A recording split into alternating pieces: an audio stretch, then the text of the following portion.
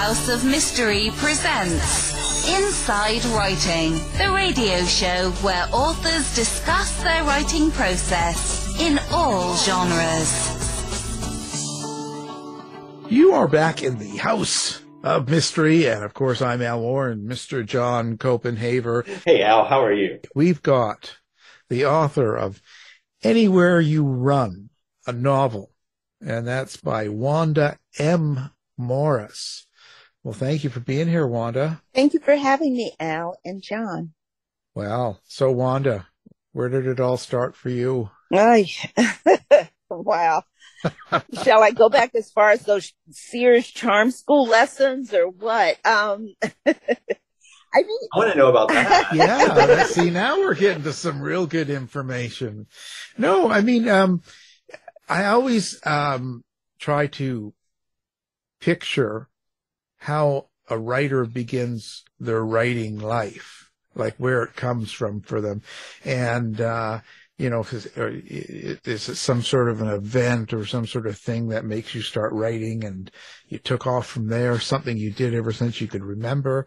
Or is this a recent kind of flash that happened? Well, for me, gosh, I have always wanted to write, but I tamped down those desires. I made up all sorts of excuses. I was raising 3 kids. I, had quote unquote a real job.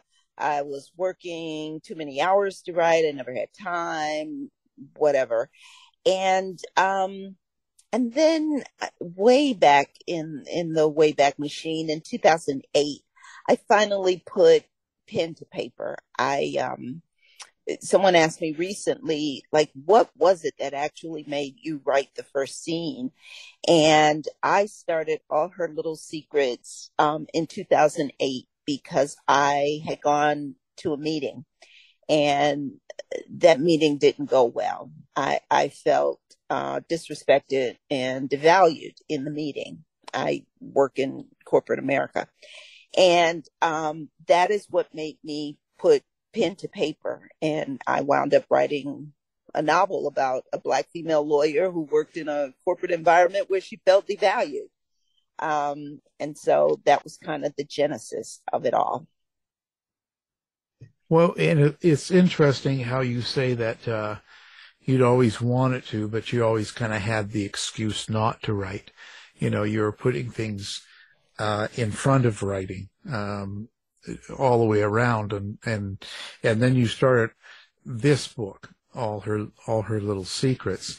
But that's still pretty courageous. Like that always takes a lot of nerve to actually, in your mind for years you kind of want to, but you don't, and you just, and you're not going to jump on stage, and all of a sudden you do. Even though that meeting you talk about didn't go good, what actually gave you the courage to actually write out in a book and want it published so people could see it? Well, for me, writing was cathartic, I think, at that point, because I had so much frustration about what I was doing at the time in terms of, working in this corporate environment. I was so frustrated that writing out, these thoughts and these ideas was really a way to alleviate that frustration. Now, of course, the book evolved, thankfully so, from the very first draft. But nonetheless, it was kind of what got me through that period of time where I was feeling frustrated. So yeah, that's that. If you're looking for what was the motivation, that was the motivation. It was a way to release that frustration. So in a way, it was I guess it was in essence a new way to get your feelings out rather than being locked into your mind or into your body. And it give you another outlet rather than just going around killing people that you didn't like. Yeah, I don't think I harbored many thoughts about killing people, but I will say that in my books, I do that thing that a lot of writers do where they say, what if? And in my first book, I did ask a lot of times that question, like, what if you worked for someone and this thing happened? Or what if you walked into the office one day and that thing happened? So, yeah, I mean, I actually, you can ask my friend John, I'm actually a really nice person. I write about very dark things.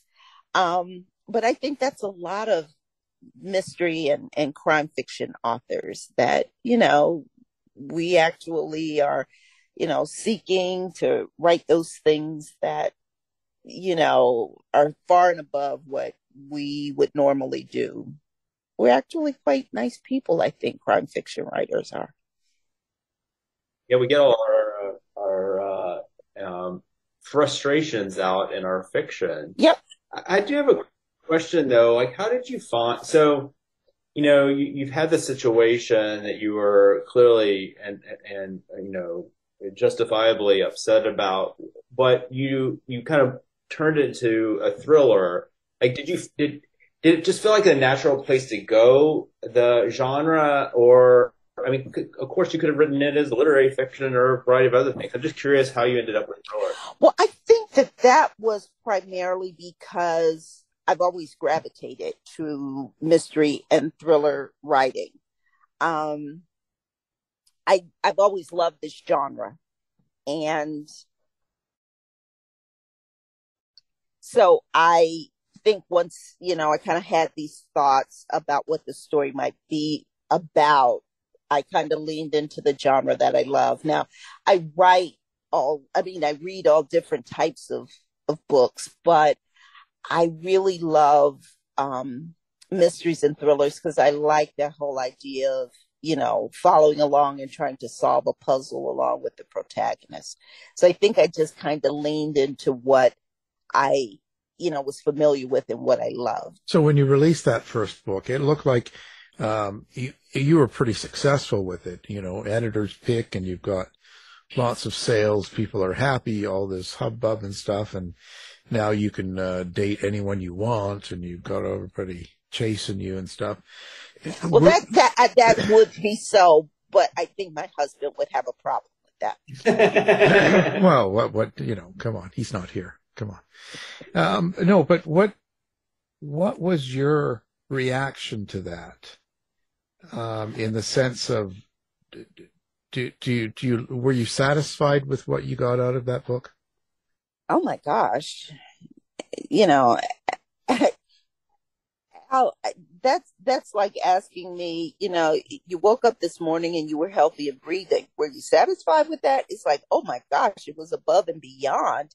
I mean, when I sat down to write All Her Little Secrets, you know how it kind of came out of this frustration. And then once I started writing these characters that I came to love, I was just so focused on getting the story between the covers of a book that I had not even thought far enough ahead, like, oh gosh, could this, actually make a list, or, could it sell well? I was just, so happy that, I had a story that I loved. And then, the book got so much rejection from agents that my next milestone was, oh, could I just get an agent?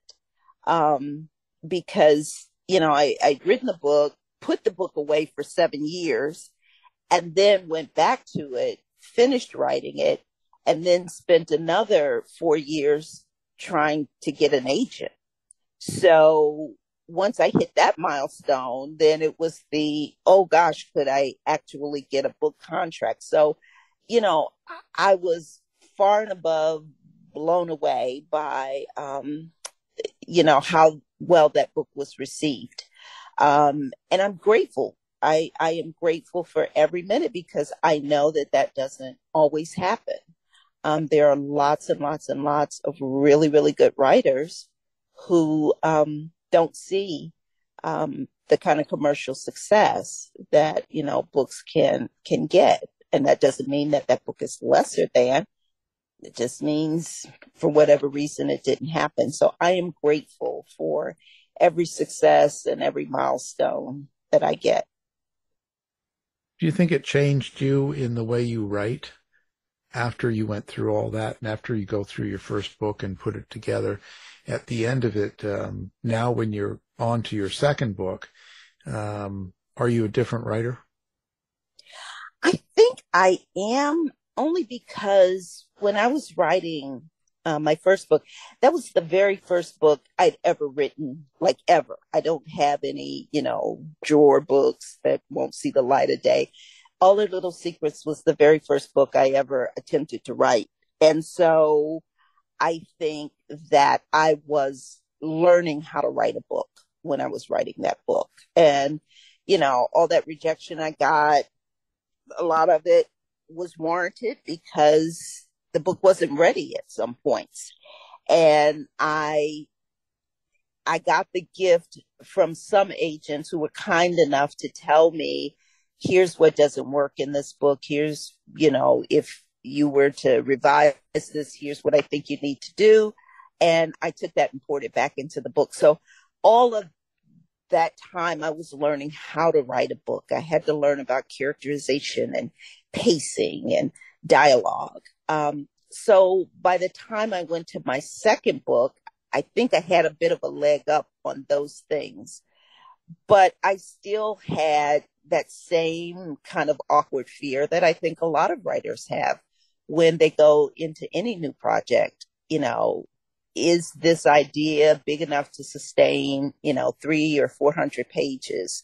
Will people want to read this? Is this interesting enough that people will want to plunk down $20 and spend 8 or 12 hours reading it? So, yes and no. I think I did have a bit of a leg up, but, it was still kind of scary to, start that new project and hope for the best.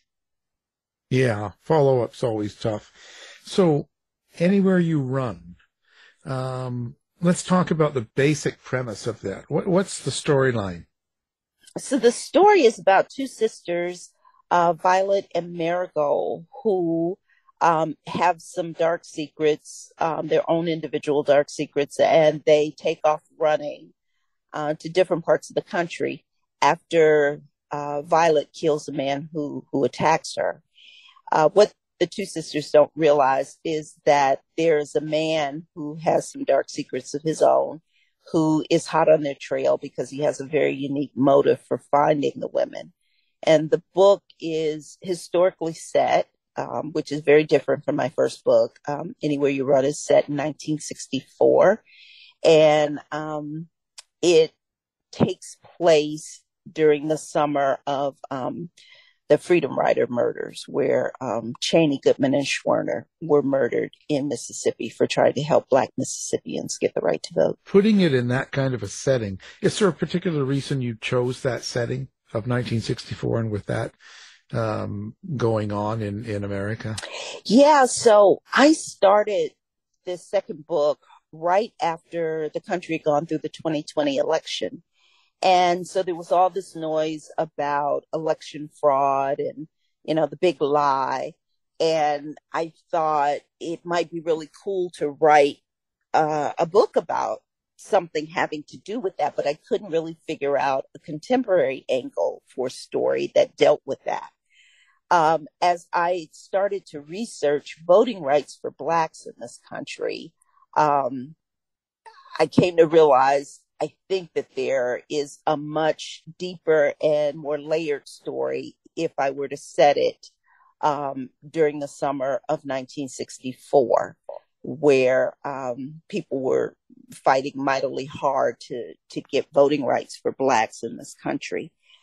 And I'd had this character roaming around in my head, and I thought, it might be a cool idea to explore some parallels between what was happening in 1964 and, sadly, what feels eerily familiar to 2022. And so the book includes themes around equity and voting rights for Blacks, police brutality, brutality against gay and lesbian people, abortion rights, and a woman's right to govern her own body. Things that we were dealing with in 1964 that sadly we're still dealing with now in 2022. Was it hard to shift into a historical sort of mindset? I mean, I know you said you did some research, but was that, a difficult choice to make? And were you ever frustrated with it? I know since I write historical, I often am, and cursing myself. Why did I choose to set things in historical time periods? So I'm just curious. Maybe that wasn't the case for you, but you know what? I did have those moments while I was writing the book, thinking to myself, Wanda, what the heck? There was an easier way to write a book. But once I had made the decision about the theme and the plot of what I was going to write about, it had to be set in that period. So to your point, I did tons and tons of research about the period. But one of the things that I did that I think really helped me is I immersed myself in that time period. So if I was in the car or I was at home cleaning or whatever, I was listening to music from 1964, and I was always reading magazines from 1964 so that I could kind of get the ear of what people were talking about then and how they were talking and the vernacular. And so I tried to do things where I was kind of constantly in that time period, so that when I sat down to actually write, I was in the mindset of 1964. The hardest part for me writing that project was the historical research around people who had fought hard, and some bled and died so that Blacks could have the right to vote in this country. And so there were, pictures and firsthand accounts that, I saw and I read, and those were the more difficult things for me to do as part of this project. Did you take any real people from that time period and use them in the book? Oh, I didn't use them in the book, but I talked to people who had lived during that time period, older relatives of mine. In fact, I talked to a lawyer by the name of Jonathan Shapiro, who was a lawyer for the Mississippi Summer Project, which is the initiative to help Blacks secure the right to vote in Mississippi. And he was a lawyer during that time. He also happens to be the husband of Hank Philippi Ryan, and she was wonderful enough to make the introduction. And he was a ton of help because, he gave me insight into that time period and what it was like, actually to be there and try and fight this good fight. I did not use actual people with the exception of the references to Cheney, Goodman, and Schwerner, which I made at the very opening of the book. All the other characters are, they come out of my wild and dark imagination. Do you find it hard to, imagine? I know I do this as well, but it's very hard for me to imagine writing a character that is actually a historical character. I'm the same in the sense, all my characters are invented, and then there's sort of historical figures, get mentioned and discussed, but they don't really enter the stage. But there are, of course, other writers that just take on, they're like, oh, I'm going to do a fictionalized version of Lincoln or something like that. And I'm just curious, was it just because your story didn't lead you that way, or was that sort of a conscious decision to not? Yeah, I think it just was the type of story I was writing and the way in which I wanted to cover the themes that I didn't want to use a real person because then I would have to fictionalize, their story to some extent. And, I didn't want to disturb that, particularly because it was historical. So I don't want to do that. And then I just found it very liberating to come up with these characters because then I could create what they do and how they sound and why they have the motivations to do the things that they do, as opposed to being stuck within the confines of an actual character from history. Your characters then, you say they come out of the dark parts of your mind. So your characters, explain that process. Like where do they come from? And when you decide on a character, let's say the two sisters, their main characters, how do they develop and what kind of relationship do you have with them? It's interesting. This story is about three sisters, actually. One of the sisters, and it's not a spoiler, but one of the sisters is deceased. But she comes into the book as a character through a series of diary entries. Each of those sisters, I think, has a little bit of me. And I think that's kind of the case with all my characters. And by that, I mean, in the way that they might approach an issue or some event that might have taken place. For example, the sister Marigold in the book is, she's very bookish. Didn't like to go outside and play a lot as a kid. I was that kid. You know what I mean? So when I am developing characters, I tend to spend more time thinking rather than writing. So for this project, once I decided on what I wanted to write about, I probably just spent like a month thinking about who Marigold would be and, what Violet would be like before I even put pen to paper.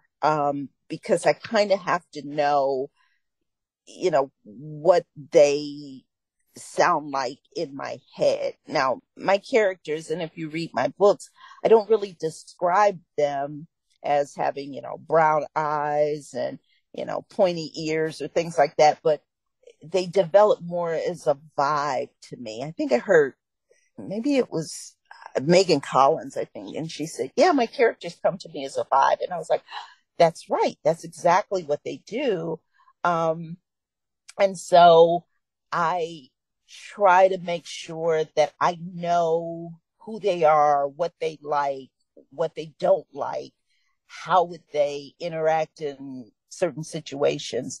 And then I try to build supporting characters around the main character. And then those supporting characters actually help to build the description of what that character is. And so, for example, Violet is strikingly beautiful in the book, but I don't describe how that beauty looks, but I let other people who interact with her describe how she makes them feel when they look at her. There's a white man in the book who says, I don't even find Black women attractive, but I look at her and that Cupid bow in her mouth and, I'm kind of like, wow, she's different. And so I do things like that help me to build the characters. I don't know if that makes any sense. I now feel like I'm kind of, talking in circles, but it really does kind of evolve to me as I'm, starting to write a project. I like that you say vibe. I think I'm going to steal that because I think that's really true. Yeah. I think that's great. Yeah, give Megan Collins the credit for that. I heard her say that, and I was like, that's exactly right.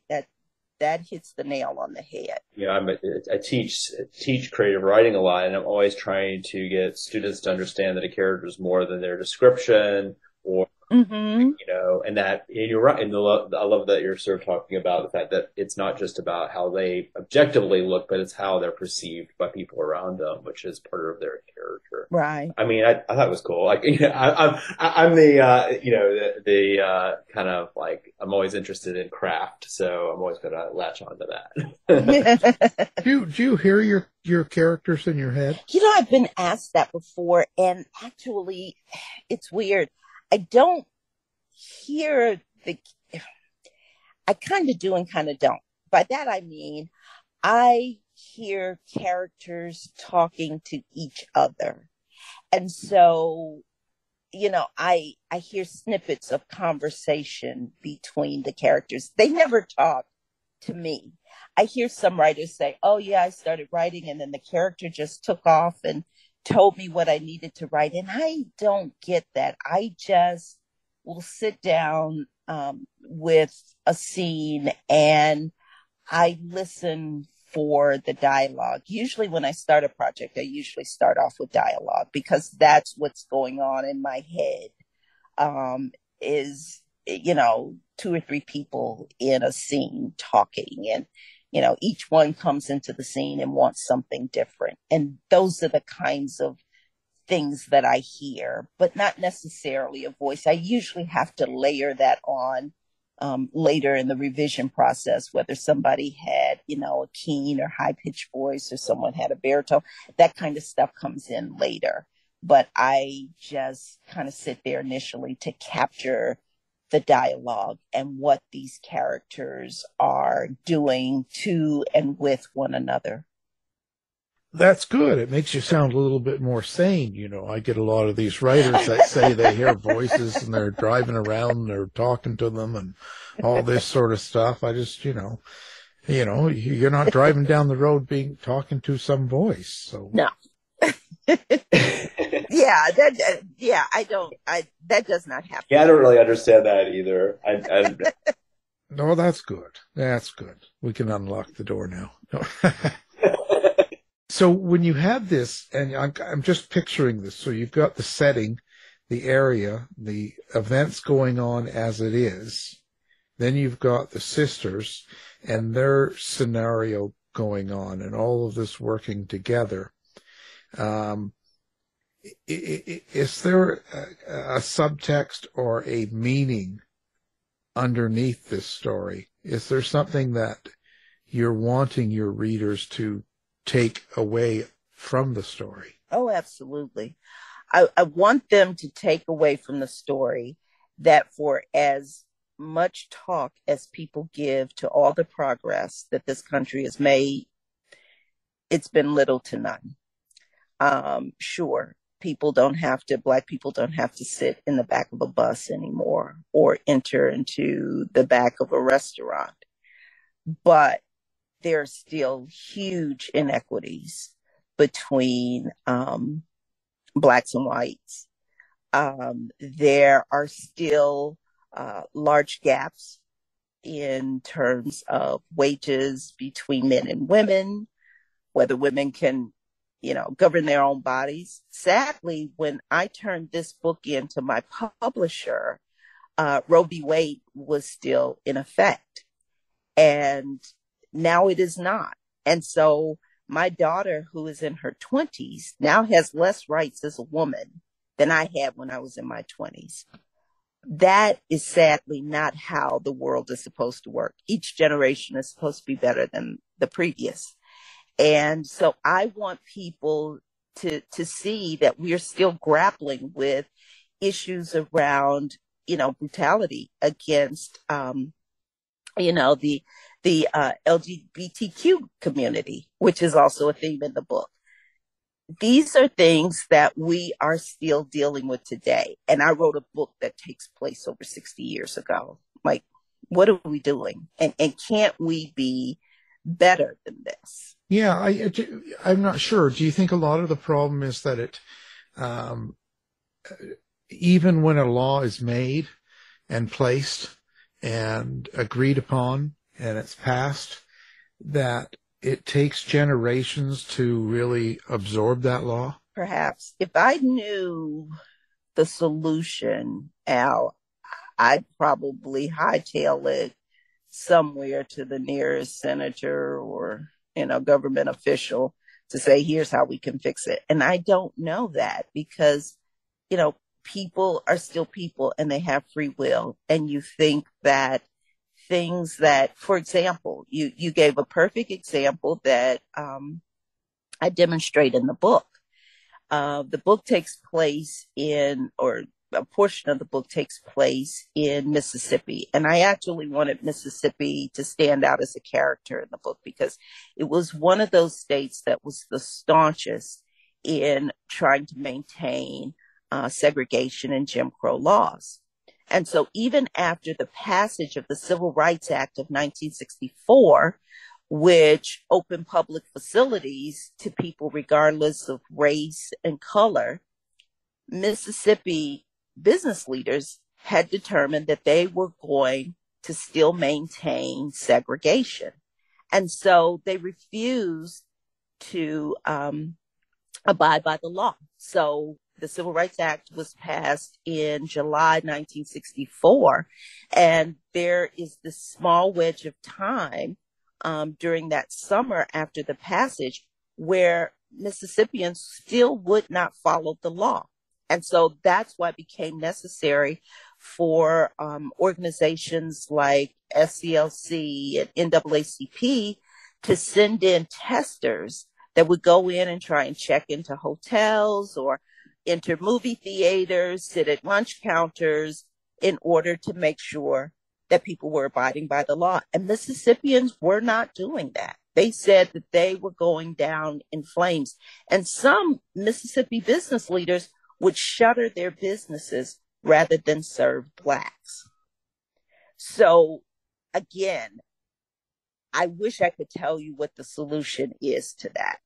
But here we sit now in 2022 where we have political leaders in this country who decide that they won't follow the law, that the truth is not the truth, and a lie is not a lie.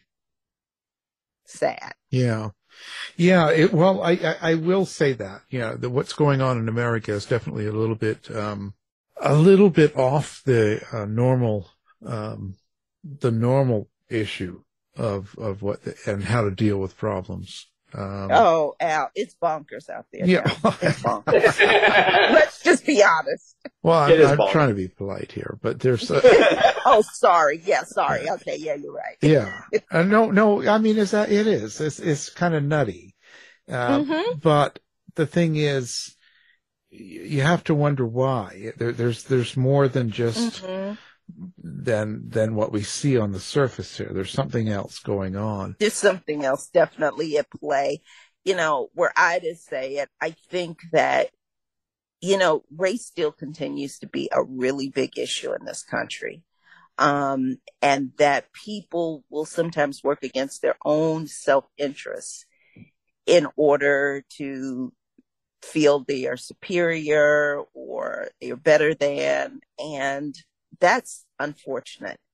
I try and point out in the book that a lot of this still comes back down to voting, that who you go to the polls to elect to govern you, to govern this country, is still impacting us. Right now, we have a Supreme Court majority that was created by a man who was elected president.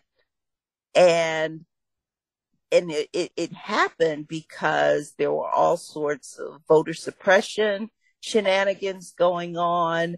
There was this kind of, combustible, convergence of, people and racial polarization. And all of this has created this kind of, like I said, this kind of bonkers world that we live in now. And I don't think that it's going to be easily rectified. I like to think that, the runoff election between Herschel Walker and Reverend Warnock is maybe the righting of the ship, because, it would be insane at this point to start electing officials that have no moral character or intellectual capacity to handle governing this country. Yeah. Yeah, you're right. You're right. And but even as it stands, having a Supreme Court with people don't leave until they die or retire, it's that's a long time to go. And you see the problem you get from what I study is when there's a way of life that runs for years, laws, let's say now, okay, Roe v. Wade's gone, and let's say abortions are illegal. And from now until the time that it does change back, which could be years and years, and that whole time period, you've got generations and you've got people that come up and they learn this as what is real. And, they learn the law as it's to be right to them. So they think this is right. So then when you try to change the law, then they're upset. I think to explain it easier was like even when the gay rights movements in the 60s until the riots, until it became legal, the 20 years before that, the police were going around raiding and assaulting and robbing gay men just at will for the fun of it. And they considered them to be criminals and bad people and evil and all sorts of stuff, some mentally ill. And just because they changed the law in 1967, those people that had been treating gay people that way for the previous 20 years didn't change. So I think that's the problem with the time thing. You get stuck with this Supreme Court. It places a lot of standards in society that you have to live with. I think some of that is true to an extent, but when you look at racial discrimination in this country, well, we said in 1964 that it was illegal to discriminate against people in terms of, public access or employment or any of these other things. That didn't stop it. It still continues to this day. And we're talking almost 60 years. So, I hear what you're saying. I just wish I knew the answer. I'm not quite sure what the answer is. Yeah. Well, one thing that I've noticed teaching young people, I teach undergraduates, and thankfully they're very politically activated these days. But I don't think my generation, I don't think millennials were particularly politically activated. And it feels like, the problem is that to rectify some of these, racism that has been in place, or homophobia, misogyny, et cetera, that's been in place for so many years, centuries, is that we're going to have to sustain that activism across generations. And so if you start thinking everything's okay, or like we're, Obama as president, that's everything's solved, racism's solved. And, of course, we know that's not true, but outward illusion, the sort of cultural kind of connection to it. So, I really hope that we can continue to have young people engaged, and there's not, another lull, I don't know if that makes any sense, but it's like it has to be sustained. Exactly. I think that's one of the reasons why, Roe v. Wade was overturned, because I think to a certain extent, people became complacent and they were like, yeah, this has always been law and it won't change. And all it took was one term by a president to wipe all of that away through Supreme Court appointments. And so, we got complacent and thought, yeah, this will never change. This is law. And to your point, I agree, John, that, we just have to stay in the game. Now, this book is done. And when you do books like this, do you ever plan sequels? Do you ever plan to take some of your characters and have them come back again in a different book? I don't initially start out that way. There is a bit of an Easter egg in Anywhere You Run from All Her Little Secrets, and I'll just let readers go out and discover that for themselves in regards to characters. But I don't, like, way back when I, had finally finished All Her Little Secrets, I love those characters so much. And, I had my protagonist, I thought, oh yeah, I could do, another 2 books just with her and, what happens after this. But, things evolve and things change. And like I said, by the time I finished that book, I looked up and the world was just going crazy. And I thought, oh, I have to write about this because, again, I'm frustrated. And I write when I'm frustrated. So that's why I got a different project, and came to write Anywhere You Run. So I don't have any plans to write a sequel to Anywhere You Run. I'm working on a 3rd book that's, again, I've gone back to contemporary, totally different characters. So it just kind of depends on my mood. Yeah, it's kind of how much of yourself is in this character, any of these characters? And who would you say you're the most of in a character? Gosh, like I alluded to earlier, the 3 sisters in Anywhere You Run, I think there's a little bit of each of them in me. Marigold was very bookish, and I was very bookish and one of those kind of studious students. The oldest sister, Rose, who is deceased, but dreams of being a writer, there's a little bit of that in me. And then Violet, who is the youngest sister, she's feisty and, and she's the youngest out of the family, and I'm the youngest of 7 kids. And so I think I put a little bit of myself in each of the characters and the protagonists that I write about, just because sometimes there are experiences in my life that I like to exploit through the narrative of my book. And so putting a little piece of me in it, but certainly by no means are these books, autobiographical or anything like that. When I wrote All Her Little Secrets, I used to get asked all the time, so, who did you work with that was like Jonathan in the book? It's like, no, like, did you ever walk in on a dead body? No.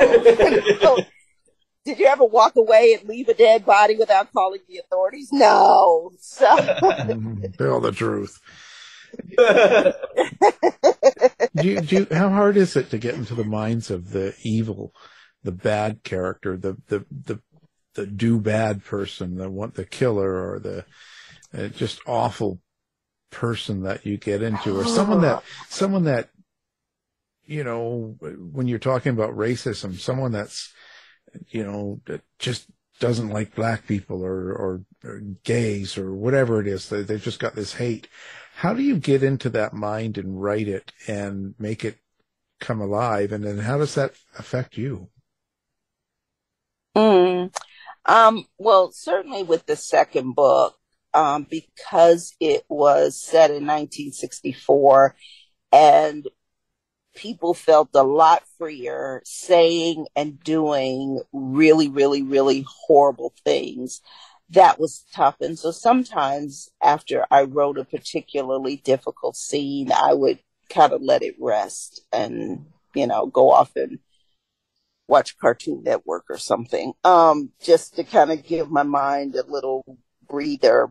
But I actually enjoy writing the darker characters, because it gives me an opportunity to explore the human psyche and what is it that motivates people to do such awful things that would amass trauma and pain on other people. It gives me the opportunity to explore, human dynamics that would wind up causing somebody so much pain. So from a craft standpoint, I enjoy writing those characters and exploring the motivations for them doing the things that they do. But like I said, with anywhere you run, because, trigger warning for, your listeners, there's terminology in there that is very Jim Crow South, 1964. And so sometimes after writing some of those scenes with some of that terminology and some of the, bad things that they do, I'd have to step back for a minute. I would say that would be tough to work with in a book and getting into that emotion, thank God I just write children's books. People tell me, oh my gosh, the ending of your book. And I'm like, yeah, I know one of these days I'm going to write like this really happy rom-com or something. Right now, I'm not there. I keep, writing these books that explore really dark side. But I think that, again, that's because I try to write about issues that are important to me or issues that move me. And interestingly enough, they're issues that move other people. They're issues that are important to other people too. Well, and dealing with such emotion and such important issues, when you sit down to write, what's Wanda's process? Like, does Wanda have to be alone in a room, no noise, everyone's away from home, and can you set the times, 10 to 2 today, 10 to 3 tomorrow, and sit down and then turn it on and write? Or do you have to put yourself or be in a certain mood or emotions going on in order for you to get this kind of work done? Well, for me, writing is, I don't want to describe it as a job because I love this more than any job I've ever had, but writing is a business. And so I come to this business every day prepared to do business. So that means that I have to be in a chair and ready to work. I don't sit and wait for the muse to hit me. I have to, and I'm a bit of a dinosaur and a creature of habit. I write in silence. If I'm writing new material, I have to be in silence. I can't listen to music. I can't write in, coffee shops. I write all of my new material longhand, yellow legal pad, blue gel, pilot gel ink pens. It's like ritual. Once I get a substantial amount of the book done in longhand, then I transfer that into the computer. And that's where I can listen to, light classical or light jazz. Nothing that's too toe tapping because then I'll start dancing and singing along. And then I put that into the computer and print that out. And that gives me my first draft. And then I do all my revisions by longhand. Red gel ink pen this time. And yeah, I know it's a creature of habit. But that's kind of how I do it. So now I'm working on my third book. And so I am in the process of writing new material, which means, with a yellow notepad and a blue gel ink pen writing every day, longhand at the desk in silence. Well, what happens to Wanda then when things are going wrong? And I don't mean necessarily in the writing world, but your neighbors are, outside protesting, wearing masks, and you've got, Herschel Walker asking you to vote for him, and you got all this, let's say all the stress that goes on. It's been pretty tense in a lot of times in the last few years. So when all this is happening, do you still go on? You can do it. It doesn't stop you? No, dogs barking outside. My neighbors have 2 dogs, and, they're like white noise to me now because they bark all the time. But no, I mean, Republicans are like white noise. Right. Herschel Walker was like white noise, right? Oh. No, I go into my study. I write from, a room in my home, and I go in there and I close the door, and it's pretty quiet in there, and I'm able to kind of shut things out. Like I said, as long as, there isn't music or someone's talking to me or someone's talking behind me and I'm trying to eavesdrop on a conversation, then I can pretty much focus and block that out. Now, I had a pretty heavy promo schedule for the second book. And so then I found myself having to, kind of write whenever I could find the time. And so those get to be kind of gnarly. And so if I, didn't get an opportunity to write during the day, then I was trying to do it at night. But my brain is most equipped to write early in the mornings, because I'm just kind of fried by dinner time. But yeah, I just tend to focus.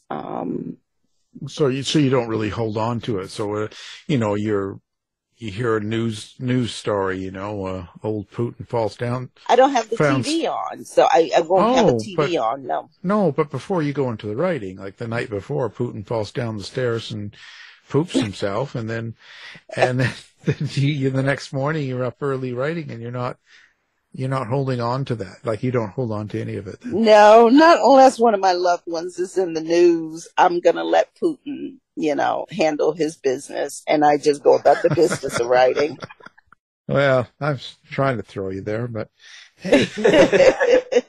So now, are you really interacting with readers and fans and people like that, or do you do social media? Do you do website?